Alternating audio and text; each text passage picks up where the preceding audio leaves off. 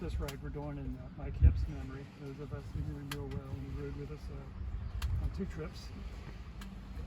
And I knew Mike was a bass fisherman, and he'd done tournaments, had a boat, and that was a real serious thing he was really into for a long time, big part of his life. So we pulled off here. I had no idea. This was a beautiful lake. I just saw it pull off. I pull off.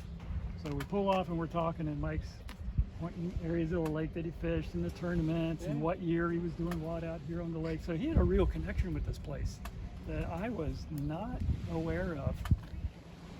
So it was really a special thing. I thought, wow, I not a clue. You know, I pulled over to look at the lake, and here's Mike sharing that part of his life with us. And so Charity offered to give me some of his ashes to bring along.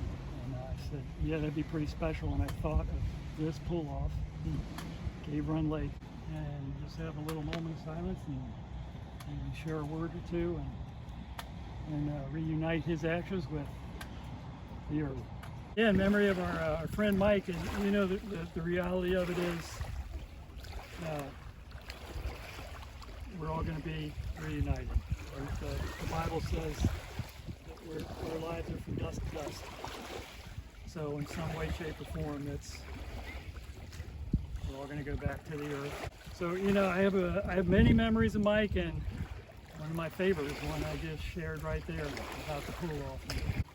And we affectionately nicknamed him Sparky. Mike was just the kind of personality that you were instantly comfortable with. First time I met him, was 30 seconds in the conversation. It's like, it's just some people you have that connection with, you feel like you've known them all your life. It isn't like you've been introduced to somebody new and you got to develop a friendship. For me, Mike was like that. This felt like a knife. This was an ease right away with him. Yeah. Anyway, I could ramble on, but I miss him dearly.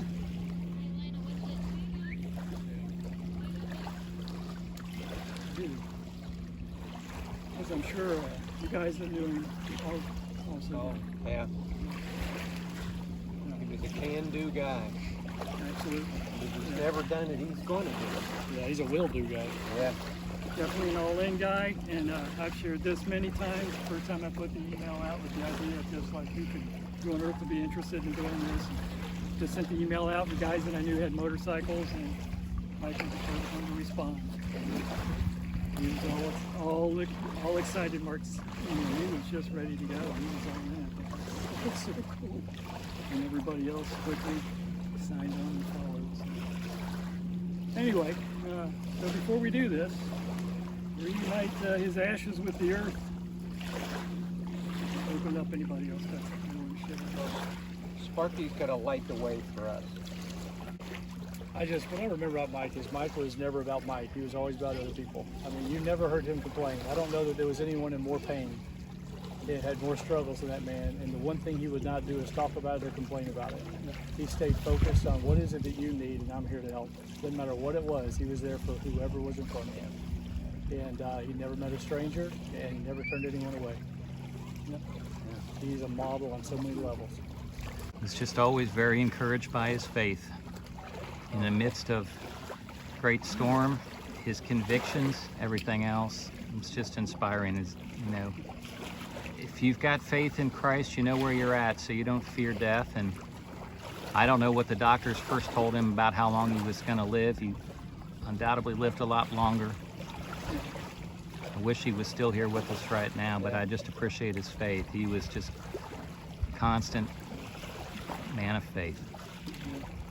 First time I met him out at base camp, it was just right. Made a great connection, and I got to hear his story about his life, just how he went after it.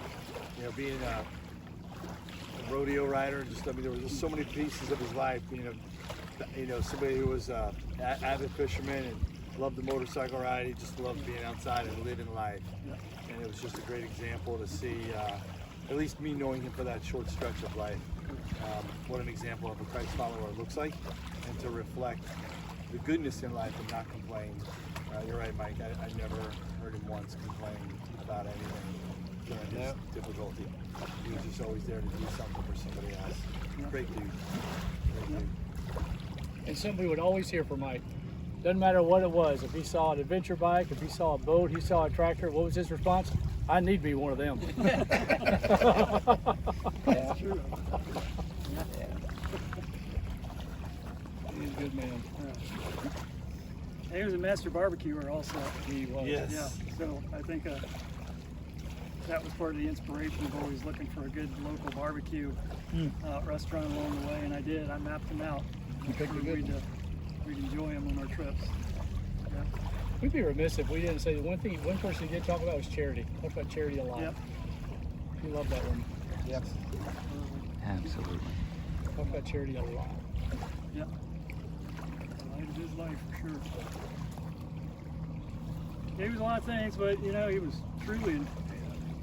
really an all-around good guy. Just the model of what you would, just a super nice guy, very respectful of others. So I miss him. Yep. That's my brother. I'm really grateful for the few years. It really was just, I think 4, maybe 5 years total. Yeah. He's an inspiration to all of us with his passion about his faith, and he went after Christ like he went after bass fishing, motorcycle riding, rodeo guy. Yeah. Our small group of guys was really amazed at his strength and his passion. Yeah. He sort of blew us all away because his enthusiasm, I mean, he saw a goal and he went for it. Yeah. And so when they used the term mighty man, mighty men, Mike was one of those for sure. Yeah. Yep. Yeah. Just unbelievable passion. So we miss him. Like I said, Sparky's got to light the way. Yeah, and it was just really, we had met Charity, or reconnected. He knew Charity in his younger years. There's a whole other story there. But he was not necessarily a church-going guy, and kind of came back into it with reservations and his guard up. But when he got to know a bunch of us and came to a few Bible studies we were in and some fellowships, and he had a lot of questions, but boy, it wasn't long where he found out who answered all those questions for him, and he really connected with Christ and the fellowship of us, our small group and others at Crossroads, Man Camp. He impressed us all. Yeah, so I mean, it was a vibrant passion that he had, and we didn't realize at that time, you know, Mike didn't know he had cancer, but he was driven, and we just sort of stood there in amazement and backed up a game of an inch, and the guy just consumed that area. He just really dove into it, and we were just really amazed, and he impressed us all. So here we are in his memory in this moment. Yeah. And I feel really privileged to, One of his favorite spots. to connect part of Mike. And I believe his soul, his spirit is in another place, but his flesh and blood, body that he lived in while he was on this earth among us, I think this is definitely fitting for him. He remains to be connected with the earth right here.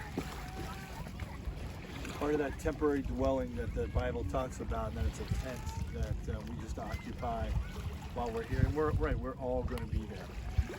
And I'm looking forward to it.